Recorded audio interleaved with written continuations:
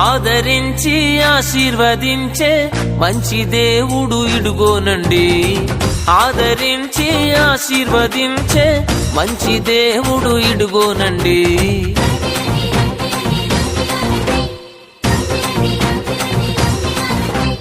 అనుమానాలు వదిలేయండి, అనుకూల సమయం ఇదే చేరుకొనండి. అనుమానాలు వదిలేయండి, అనుకూల సమయం ఇదే చేరుకొనండి. ఆదరించి ఆశీర్వదించే మంచి దేవుడు ఇడుగోనండి. Praise the lord. దేవునికి స్తోత్రం.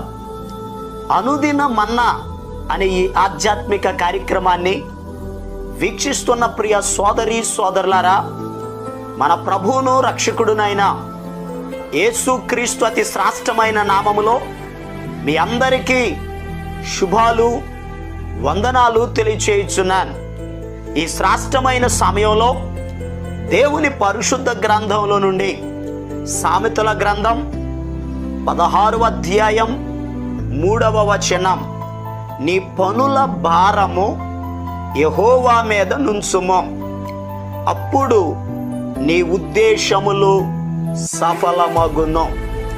ప్రభునందు ప్రియ దేవుని యొక్క బిడ్డలారా, దేవుని పరిశుద్ధ గ్రంథంలో ఒక అద్భుతమైన మాట ఇక్కడ మనకు కనబడుతుంది.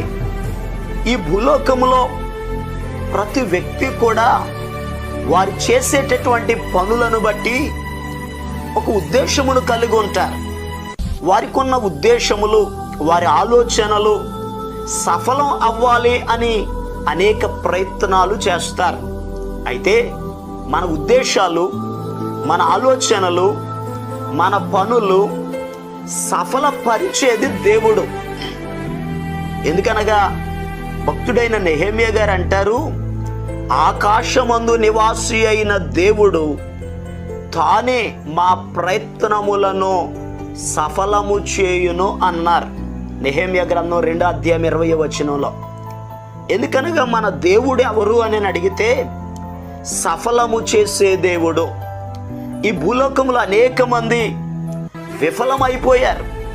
అయితే మన బలమును బట్టో, మన జ్ఞానమును బట్టో, మన ధనాన్ని బట్టో మనం సఫలం కాలేం. సఫలపరిచే దేవుని సహాయం మనకు కలగాలి. దేవుడే మనలను సఫలపరిచేవాడు. అయితే ఒక వ్యక్తి తన యొక్క ఉద్దేశాలు, తన జీవితంలో తాను చేసే ప్రతి పనులలో తాను సఫలం అవ్వాలి అని అంటే ఆ వ్యక్తి ఏం చేయాలో పరిశుద్ధ గ్రంథంలో నుండి నేర్చుకుందాం. కీర్తనల గ్రంథం 1వ కీర్తన 2-3 వచనాలు ఈ రీతిగా రాయబడి ఉంది. యెహోవా ధర్మశాస్త్రమునందు ఆనందించుచు దివారాత్రము దానిని ధ్యానించువాడు ధన్యుడు. అతడు నీటి కాలువల యోరను నాటబడిన వాడై ఆకు వాడక తన కాలమందు ఫలమిచ్చు చెట్టు వలె నుండును. అతడు చేయునదంతయు సఫలమగును అని వాక్యంలో రాయబడి ఉంది. ఎవరు చేసేది సఫలమవుతుంది?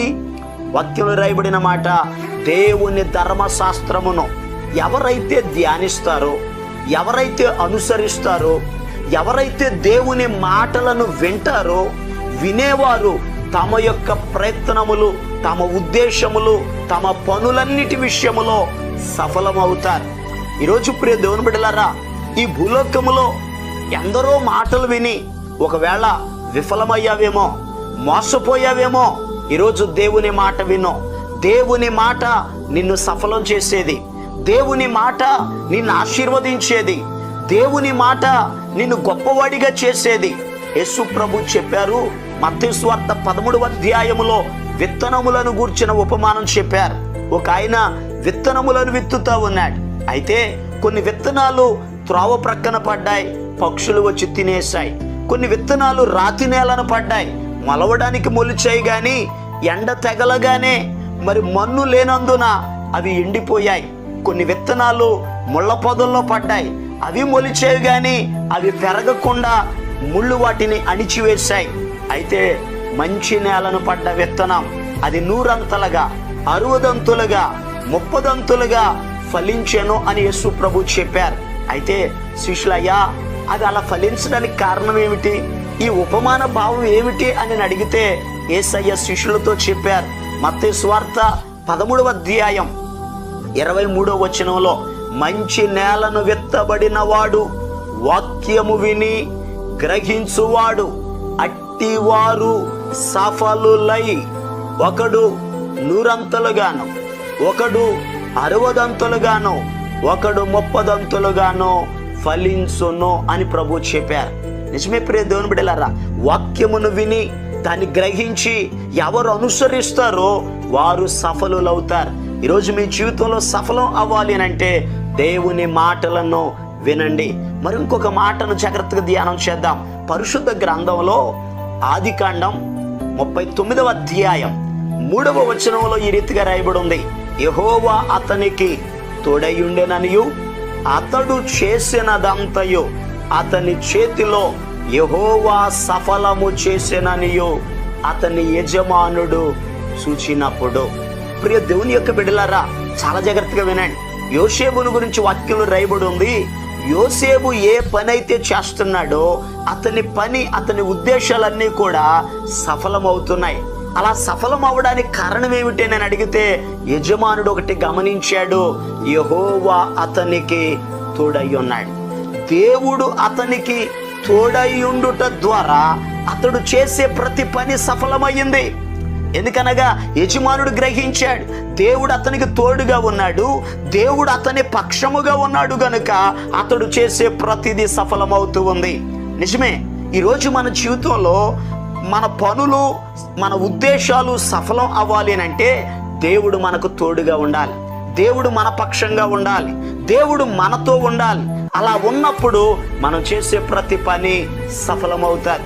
వాక్యంలో రాయబడి ఉంది, యెషయా గ్రంథం 26వ అధ్యాయం 12వ వచనంలో రాయబడి ఉంది, యెహోవా నీవు మాకు సమాధానమును స్థిరపరచుదువు, నిజముగా నీవు మా పక్షమున ఉండి మా పనులన్నిటినీ సఫలపరుచుదువు. నిజమే ప్రియ దేవుని బిడ్డలారా, ఎందుకనగా దేవుడు మన పక్షముగా ఉన్నప్పుడు మన పనులన్నీ కూడా సఫలమవుతాయి. దేవుడు మనకు తోడుగా ఉన్నప్పుడు మనం వెళ్ళే ప్రతి పని సఫలపరచబడిద్ది. అయితే దేవుడు మనకు తోడై ఉండాలి అని అడిగితే ఆయన మాటను వినాలి, ఆయన సన్నిధిలో ఉండాలి, ఆయన ఆరాధించాలి, ఆయన యందు భయభక్తులు కలిగి ఉండాలి, పరిశుద్ధత కలిగి ఉండాలి. ఎందుకనగా మనము దేవుని పక్షముగా ఉన్నప్పుడు దేవుడు మన పక్షంగా ఉంటాడు. 2వ దినవృత్తాంతాల గ్రంథం 15వ అధ్యాయాన్ని మనం చదివితే అక్కడ యూదా ప్రజలతో, ఆసా అనే రాజుతో, అజర్యా అనబడినటువంటి వ్యక్తి దేవుని ఆత్మచేత నింపబడి వారితో చెప్తున్నాడు, యూదా ప్రజలరా, ఆసా రాజా, మీరు దేవుని పక్షంగా ఉంటే దేవుడు మీ పక్షంగా ఉంటాడు అని చెప్తూ ఆ 2వ దినవృత్తాంతాల గ్రంథం 15వ అధ్యాయం 7వ వచనంలో ఓ చక్కని మాట చెప్తారు, కాగా మీరు బలహీనులు కాక ధైర్యము వహించుడి, మీ కార్యము సఫలమవుతుంది. మనము దేవుని పక్షంగా ఉన్నప్పుడు, దేవుడు ఎప్పుడైతే మన పక్షంగా ఉంటారో, దేవుడు ఎప్పుడైతే మనకు తోడై ఉంటారో మన ప్రతి ప్రయత్నము, ప్రతి ఉద్దేశము సఫలమవుతుంది. ప్రియ దేవుని బిడ్డలారా, చాలా జాగ్రత్తగా గమనించండి. మరి ఇంకొక మాటను ధ్యానం చేద్దాం. కీర్తనల గ్రంథం 57వ కీర్తన 2వ వచనంలో ఈ రీతిగా రాయబడి ఉంది, మహోన్నతుడైన దేవునికి, నా కార్యము సఫలము చేయు దేవునికి నేను మొరపెట్టుచున్నాను. ప్రియ దేవుని బిడ్డలారా, ఎవరైతే దేవుని సన్నిధిలో ప్రార్థన చేస్తారో ప్రార్థన చేసే ప్రతి ఒక్కరి ఉద్దేశాలు, వారి యొక్క పనులు సఫలమవుతాయి. విఫలమవుతున్న ప్రియ దేవుని బిడ్డలారా, ఈరోజు దేవుని మాటను వినండి, దేవుని పక్షంగా నిలబడండి, దేవునికి ప్రార్థన చేయండి. ఎందుకనగా కార్యము సఫలం చేసే దేవుడు మీ కుటుంబంలో మీ ఉద్దేశాలు, మీ ఆలోచనలు దేవుడు సఫలము చేసి మిమ్మును, మీ కుటుంబాలను ఆశీర్వదించునుగాక. దేవుడు మీ కుటుంబ పక్షంగా ఘనమైన కార్యాలు జరిగించినట్లు మీ కొరకు నేను ప్రార్థన చేస్తాను. తల వంచండి, కళ్ళు మూసుకునండి, ప్రార్థనలో ఏకీభవించండి. మహాపరిశుద్ధుడును ప్రేమ కలిగిన మా పరమ తండ్రి, నీకు వందనాలయ్యా. నీ ఉద్దేశములను సఫలం చేస్తానని మీరు మాకు వాగ్దానం ఇచ్చారు. నిజమే, నువ్వు సఫలం చేసే దేవుడు నాయన. ఈ మాటలు ఎంతోమంది బిడ్డలైతే వింటున్నారు అయ్యా, వారి జీవితంలో, వారి ఉద్దేశాలు, వారి యొక్క బిడ్డల జీవితాలలో నాయన నీ కార్యాలు జరిగించండి అయ్యా. వారు చేసే పనులలో, వ్యాపారాలలో డ్యూటీలలో, ఉద్యోగాలలో, సమస్త విషయాలలో మీరు తోడై ఉండమని ప్రార్థిస్తున్నాను. క్షేమాభివృద్ధిని కలుగు చేయమని ప్రార్థిస్తున్నాను. నజరేయుడైన యేసు నామములో బిడ్డల యొక్క ప్రతి అవసరత తీర్చబడునుగాక ఆజ్ఞాపిస్తున్నాను. తండ్రిని కార్యములను మీరు జరిగించండి. మహిమ, ఘనత, ప్రభావాలు మీరు మాత్రమే పొందుకొనమని బిడ్డలందరిని ఆశీర్వదించండి. ఎవరైతే బలహీనులుగా ఉన్నారో యేసు నామములో స్వస్థత కలుగునుగాక ఆజ్ఞాపిస్తున్నాను. నీ కార్యాలు జరిగించి మేలు చేసి మీరు మహిమ పొందుకొనమని యేసు క్రీస్తు అతి పరిశుద్ధమైన నామం పేరట ప్రార్థన చేసి అడిగి పొందుకొని నాము తండ్రి, ఆమేన్. మన ప్రభు అయిన యేసు క్రీస్తు కృప మీకు తోడుగా ఉండి నడిపించునుగాక, ఆమేన్. ఈరోజు పుట్టినరోజు మరియు పెళ్లి రోజు జరుపుకుంటున్న వారికి సీసలి మన్నా చర్చి తరపున మా కుటుంబ పక్షముగా మీకు శుభాలు తెలియపరుస్తున్నాం. May God bless you. దేవుడు మీకు తోడుగా ఉండి మిమ్మల్ని ఆశీర్వదించునుగాక. దయచేసి గమనించండి, మీ కొరకును మీ కుటుంబం కొరకును దేవుడు మిమ్మలను అభివృద్ధి పరచాలని నిత్యము మేము ప్రార్థన చేస్తున్నాం. ఏమైనా ప్రార్థన అవసరతలు ఉన్న యెడల ఈ స్క్రీన్ మీద కనబడుతున్న నెంబర్కి ఫోన్ చేసి తెలియపరచండి. ప్రియ దేవుని బిడ్డలారా, అనుదిన మన్నా అనే ఈ వర్తమానాలు మీ స్నేహితులకు, మీ బంధువులకు కూడా షేర్ చేయండి. మన్నా చర్చ్ సీసలి అనే ఈ యూట్యూబ్ ఛానల్ను సబ్స్క్రైబ్ చేయండి. అందరికీ వందనాలు. నీ వాత్సల్యం, నీ బాహుల్యం, నీ కృపా కనికరం చూపించుము. పాపము చేశాను, దోషినయ్యున్నాను. పాపము చేశాను, దోషినయ్యున్నాను.